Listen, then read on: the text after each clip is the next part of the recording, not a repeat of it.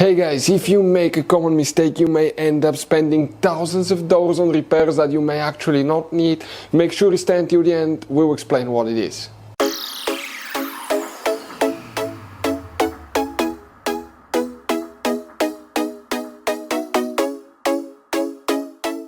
Hey guys, welcome back to World Mechanics. Thank you guys for watching and subscribing to the channel. Today will be super helpful video to any of you having a Dodge Ram that generation here from year 2013 to year 2018. If you need to find where the radiator fan relays are located, which relays you need to check, you have two of them. We'll explain where you can find them, where you can buy cheap parts, tools, fuses, relays with a good price, quick shipping, that way you do not waste money and time. Why it's always a good idea to test fuses and relays. All that guys will be covered absolutely free for your convenience. Make sure to stay until the end. So, let us tell you a little bit about us guys. Every single car we get here at the garage, we try to make at least 200 to 300 free repair videos.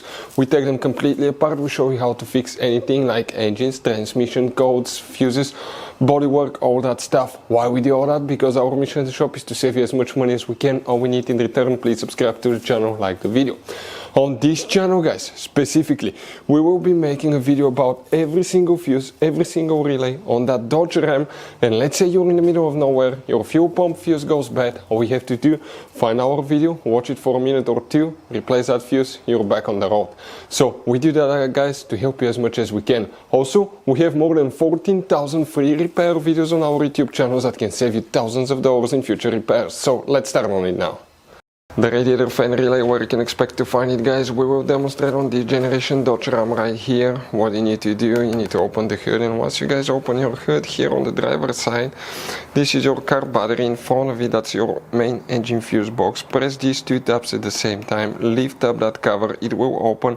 On the inside you will find the main engine fuse box with a layout like this one here.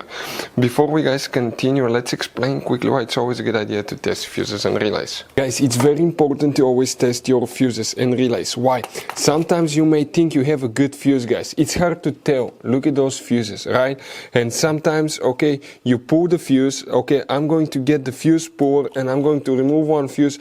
I want to show you on that 20 amp fuse. Sometimes it's very unclear if that fuse is burned or not. You may not clearly see it. So always guys test them, because if you don't test the fuse, you assume it's good, you end up spending money, time and diagnostics for problems that do not exist guys. So you can just waste your money and time. Always test your fuses, always test relays.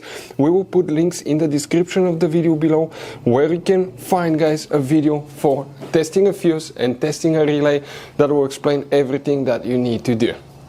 If you guys need to buy any parts, tools for your Dodge Ram, fuses, relays at a really good price, quick shipping, that way you do not waste money and time, we're going to put a link in the description of the video below for your convenience. Please check it out. So guys, here we're going to zoom in a little bit. Okay, make sure to stand till the end. We want to give you one quick advice, that way you don't end up being stuck in the middle of nowhere like it happened to us. Now, the first relay that you need to check, you may or may not have both, or you may have no relays. We'll talk about that, depending on the engine that you have guys and all that stuff. But one relay that you may need to check is relay 1, will be located right here where it's empty, and relay 2 as well.